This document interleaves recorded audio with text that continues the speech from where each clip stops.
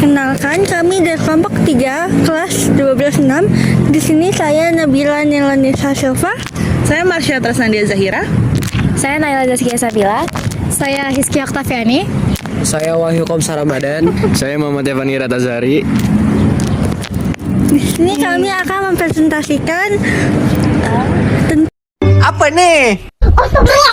tentang informasi berlebihan dan bohong.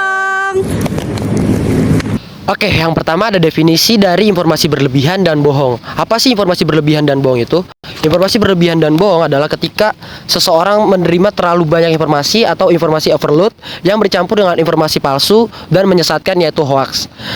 Sehingga sulit membedakan mana informasi yang benar, relevan, dan dapat dipercaya. Dalam konteks informatika ini,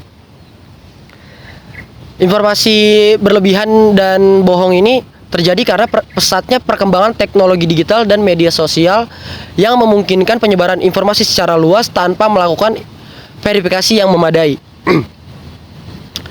Akibatnya, pengguna jadi kebingungan, salah pengambilan keputusan, serta kesalahan penyebaran informasi secara luas. Izin. Nah, selanjutnya ada ciri-ciri dari informasi berlebihan dan bohong. Yang pertama, judulnya itu cenderung sensasional, provokatif, dan juga clickbait. Yang kedua, isinya bertele-tele. Yang ketiga, sumbernya tidak dapat diverifikasi. Yang keempat, lebih banyak opini pribadi dibandingkan dengan informasi objektif.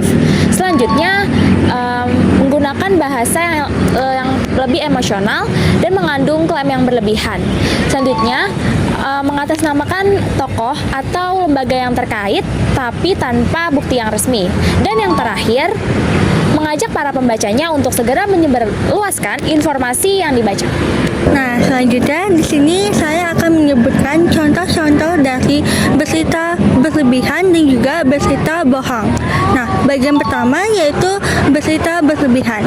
Contohnya itu kayak grup WhatsApp kelas yang menyebarkan secara puluhan kali pesan pengingat untuk satu tugas yang sama. Itu artinya kayak spam chat atau dilebih-lebihkan.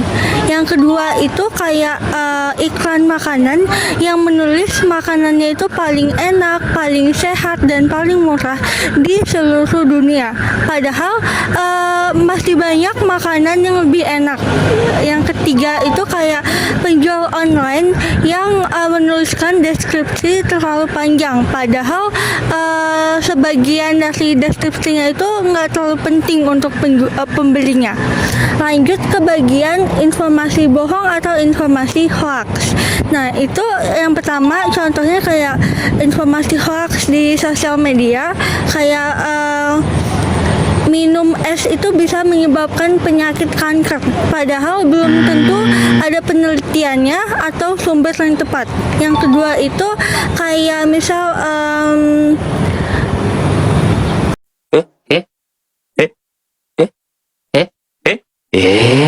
Nah, selanjutnya itu yang kedua kayak misal pesan bersantai, kayak misal di grup WA tuh kayak suka ada sebarkan chat ini ke 10 orang atau HP-mu akan rusak.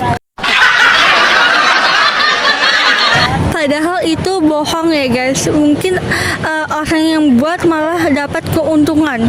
Nah, yang ketiga itu kayak misal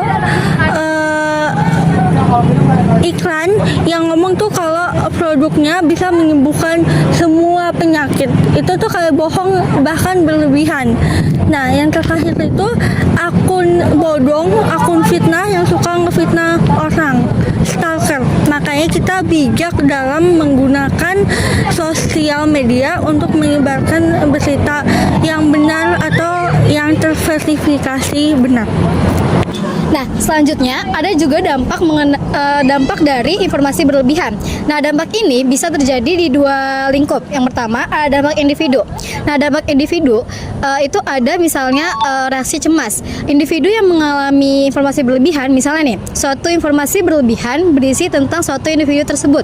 Nah, individu tersebut akan cemas akan reaksi orang-orang atau pandangan orang lain terhadap dirinya. Kemudian yang kedua adalah gangguan mental. Orang yang terlalu sering cemas akan terganggu mentalnya karena berada terus-terusan di lingkungan tersebut.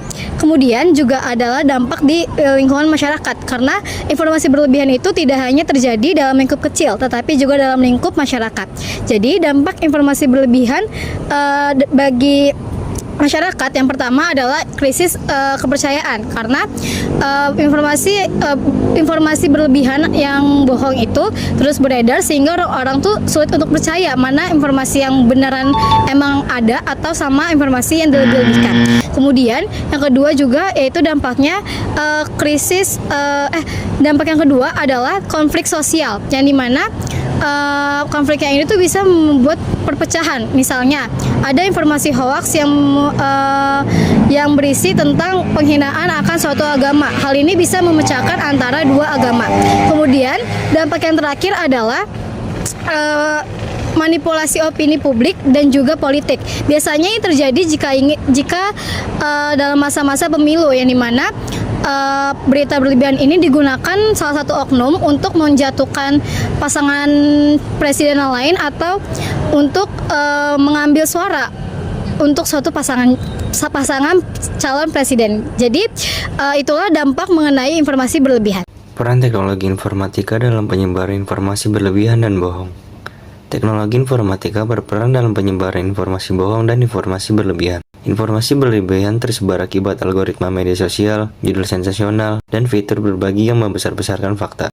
Selanjutnya, saya akan menjelaskan tentang cara menyikapi informasi berlebihan. Yang pertama, ada pilih sumber terpercaya. Ikuti media resmi, lembaga kredibel, dan akun yang sudah jelas identitasnya. Langkah yang kedua, yaitu batasi konsumsi informasi. Atur waktu membaca agar tidak berlebihan. Dan yang ketiga, ada baca inti informasi. Fokus pada poin penting dalam informasi dan hindari judul sensasional.